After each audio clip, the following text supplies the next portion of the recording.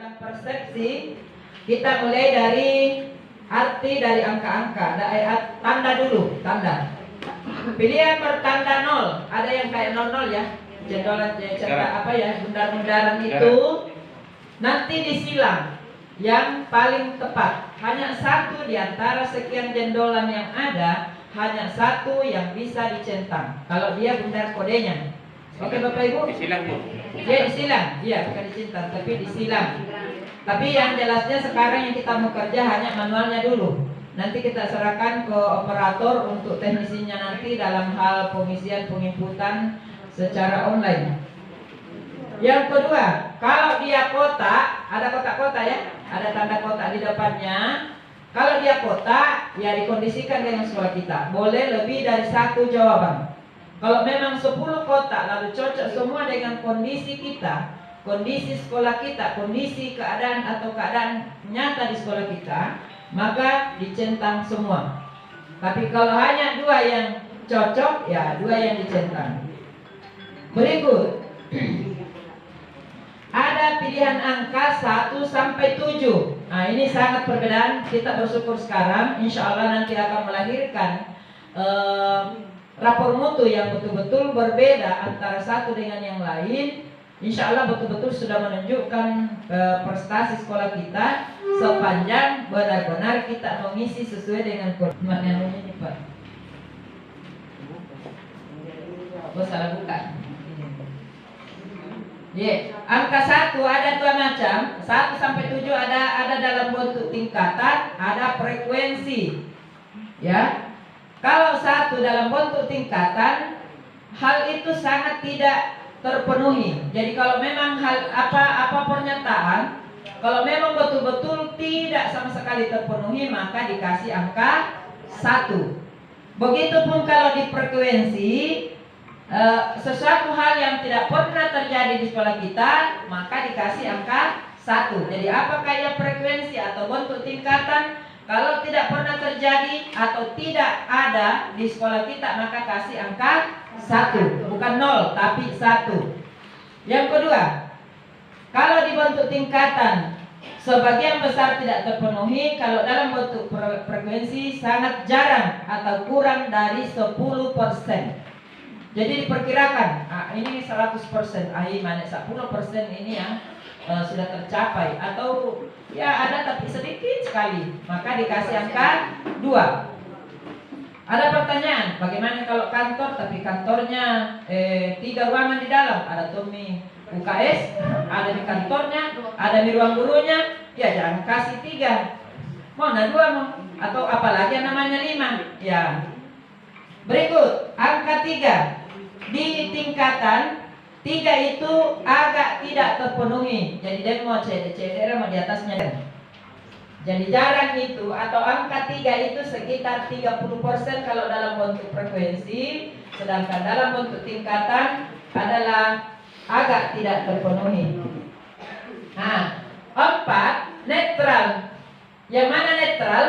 Ya, kalau sesuatu misalnya jumlahnya 10, kalau dibagi 2 berarti 50-50, 50 tercapai, 50 tidak tercapai, atau sama banyak yang ada dengan sama banyak yang tidak tercapai atau tidak dilaksanakan. Oke Bapak Ibu, 5 ya, 5. Jadi dipikir nanti dibaca pernyataannya, lihat di sekolahku, sama banyak ya. Diharapkan 10 tapi yang ada cuma 5. Berarti 4 jawabannya. Oke Bapak Ibu.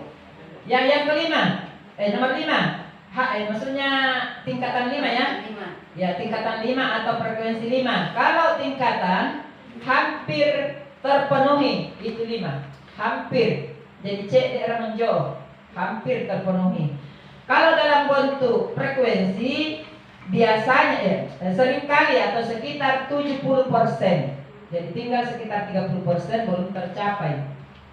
Ya, jadi di atasnya 1/2 ya.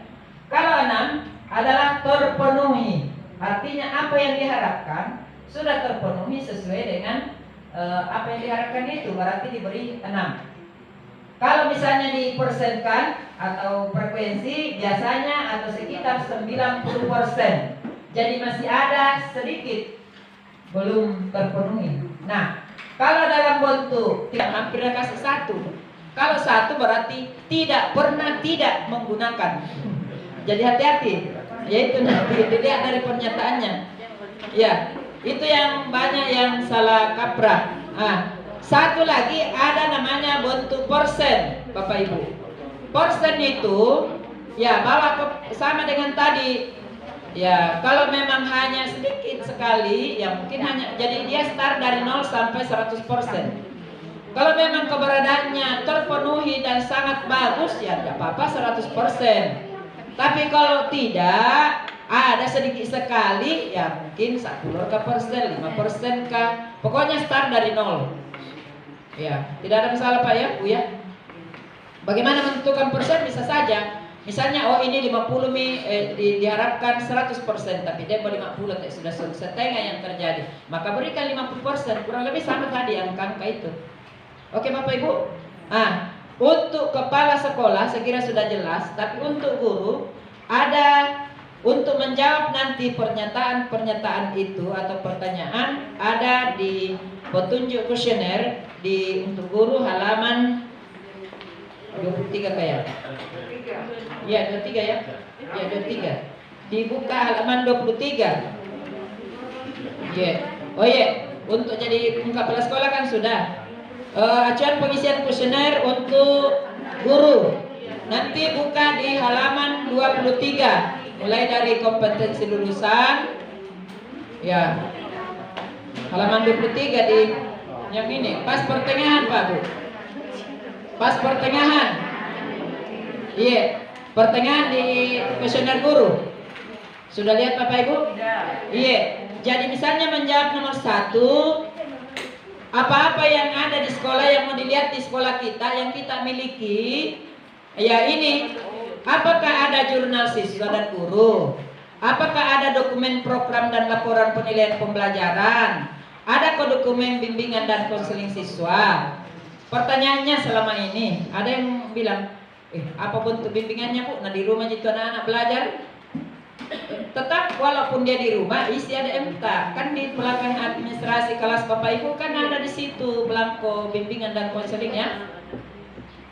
Apa masalahnya Bu? Banyak sekali. Coba kalau kutanya misalnya contoh, apakah setiap siswa yang diberikan tugas baik online atau baik luring maupun daring, apakah semua tugasnya itu setiap siswa lancar atau tidak? Pasti ada. Tulislah namanya itu anak yang bermasalah, apa masalahnya? Apakah bimbingan belajar, bimbingan karir, atau apa? Kalau dia tidak pernah kerja tugas-tugas, ya termasuk, atau dia tidak tahu mengerjakan tugasnya, berarti bimbingan belajar. Kalau dia suka berkelahi, mengganggu teman-temannya, kalau misalnya kita virtual, lalu tidak ada perhatian, hanya mengganggu temannya, berarti bimbingan sosial. Coba dilihat Bapak Ibu di belangko ada kelas tak. Nah, itu semua apakah tanya diri kita, apakah sudah saya isi, apa saya sudah lakukan, apa masih kosong sampai sekarang. Nah, kenapa ketawa Ibu? Bisa jadi masih kosong. Tapi kalau memang dia bilang kalau begitu laku kirim balik karena sudah banyak sekali kejadian ini harusnya tetap saya isi. Waalaikumsalam. Mari Bu. Ya, apalagi dokumen supervisi kepala sekolah dan pengawas. Saya kira ada ini karena kalau misalnya mau dimasukkan bahan sertifikasi pasti ada dokumen itu, ada hasil supervisi dari kepala sekolah dan pengawas. Kemudian observasi aktivitas siswa terkait dengan pengembangan karakter melalui kegiatan intrakurikuler, kokur dan ekstra. Pertanyaannya nanti ada di situ diisi, apakah ekstrakurikuler apa yang dilakukan siswa? Ada yang bilang tidak ada sama sekali. Masa tidak ada? Pasti nih, apakah guru olahraga melakukan mungkin ada perintah atau permintaan dari guru olahraga untuk tetap siswa melakukan apakah senam di rumah